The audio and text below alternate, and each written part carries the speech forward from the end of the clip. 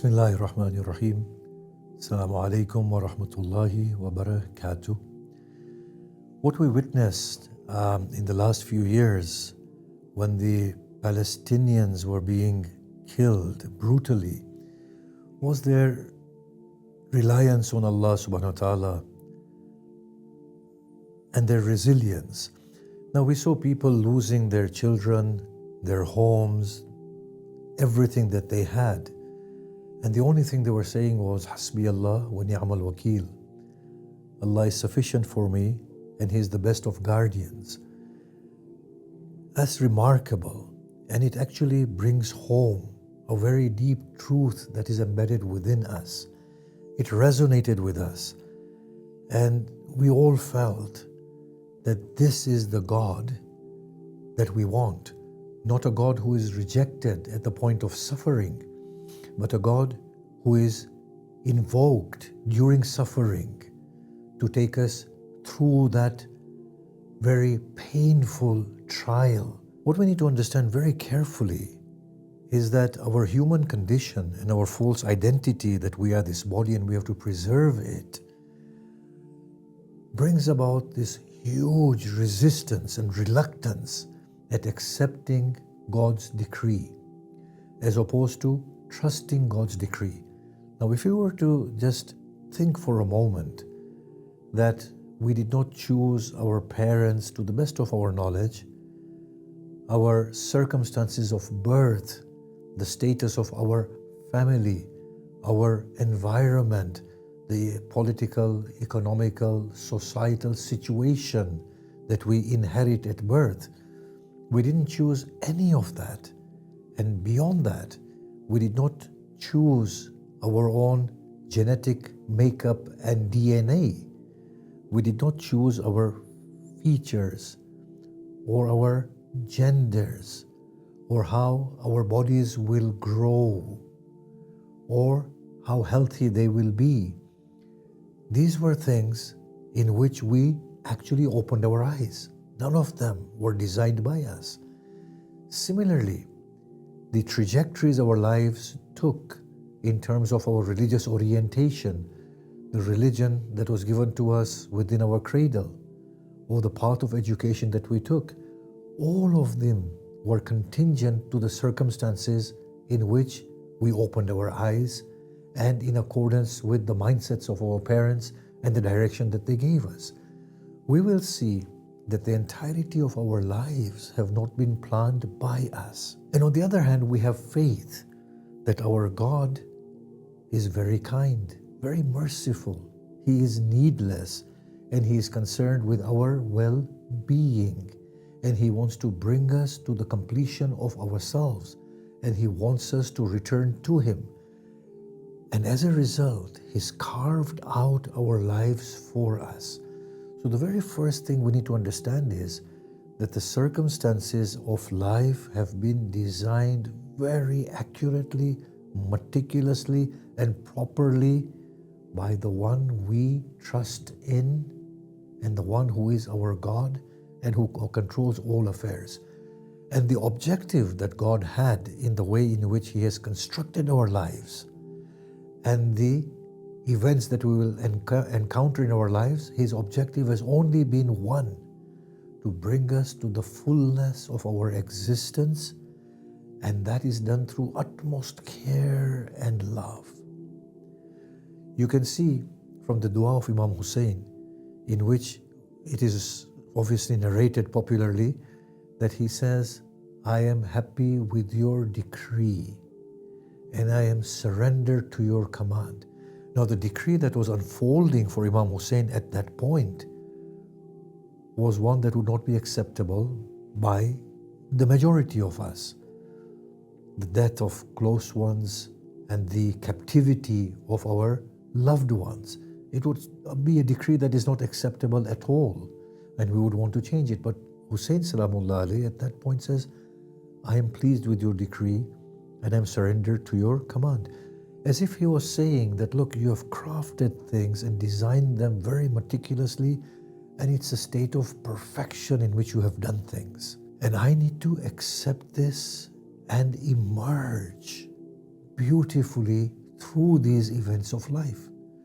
Now, not only did he say that, but when Akbar fell, his prayer was that, O child, by hastening your death, God has in fact relieved you of the sufferings and the trials of this life. By deciding to take you away to himself so early in life, he has actually done a favor upon you. This was his attitude at the death of Akbar, and this is what he was consoling Akbar with. When he was with his Zainab, he said to her, I can't bear your lamenting. It causes me pain that I cannot withstand. But know full well that after I have gone, your tribulations will surmount and there will be no end to your tears. But, O sister, bear them patiently, for God is the best of gods. He is the best one. You see, in our lives, we, although proclaim that Allah is the one we trust, but in reality, there is a constant struggle within us to carve our destinies. And that is how it should be. We should want to carve a good destiny. But if there is no state of inner pleasure with the outcome, then that whole struggle becomes a means of alienation from the objective. The rightful attitude should be that, of course, in my humanness and human condition, I want to carve out the best destiny for myself. Yet, the outcome has to be acceptable by me extremely easily, without inner struggle, without hesitation, because the outcome has been decided by my God, who wants the best for me, and indeed there is best for me in that destiny and for those around me. To lose that struggle and to wholesomely accept His decree.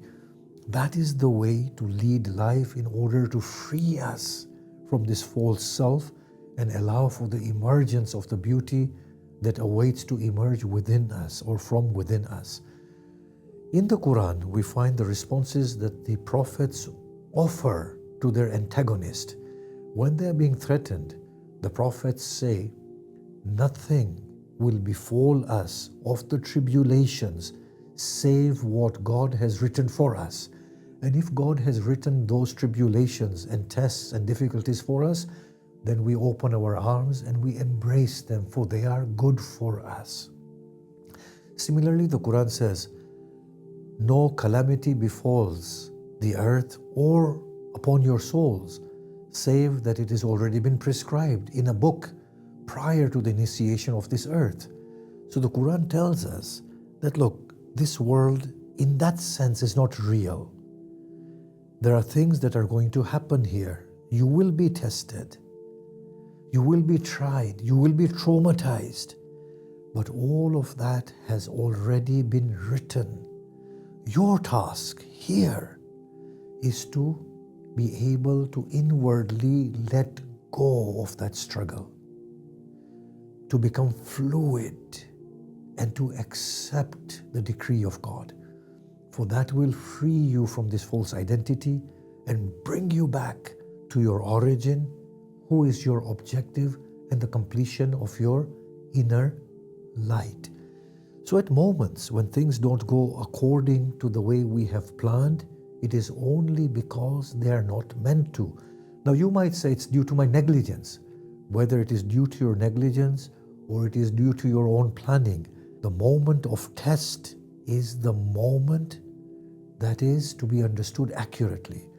That Allah, I have done wrong, and as a result I face this consequence. But now I turn to you and I ask you to allow me to lose the inner struggle and to accept your decree and to free myself from this false person. The one thing in the month of Ramadan that we need to increase is this prayer, sitting with God, engaging with Him in conversation and telling Him, oh Allah, allow me to trust you and to trust your discretion. Allow me not to struggle against a destiny that is coming to pass. Now I know the Prophet said, and there is no need to doubt the Prophet, that a destiny cannot be repelled save by prayers. And death cannot be postponed save by prayers. So by all means, we pray for a long life if we are not ready to die. But at the same time, at the back of our mind, there has to be acceptance that if God wishes to bring about our death or death of a sick person, then that is the decree of God and we need to accept it. Now the Quran says, in response to the people who were taunting the Prophet, they said to the Prophet, everything that is good is from God. Everything that is bad is from you because of your bad decisions. The Quran says, tell them all of it is from God, the good and the bad. At another point, the Quran says, O Muhammad, whatever is good is from God and whatever is bad is from yourself. Now this contrast is very telling. There is something the Quran is trying to convey. As far as the situation is concerned that you are encountering, it is something designed by God. As far as your interaction with that situation is concerned, it can either be meaningful or it can be very damaging, and that is from yourself. If it is meaningful, it means that you've accepted the decree of God and are ready to flow with it. If there is resistance within yourself and you are regressing through the test that has been given to you, then that regression is from yourself. You can't do anything about it. You might as well accept it. And as you accept it, you might as well accept it wholesomely. And as you accept wholesomely, you should thank Allah for it.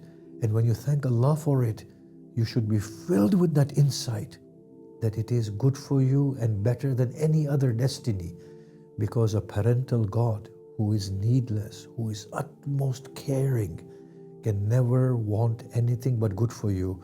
And His understanding of good for you far surpasses your own understanding of good for yourself.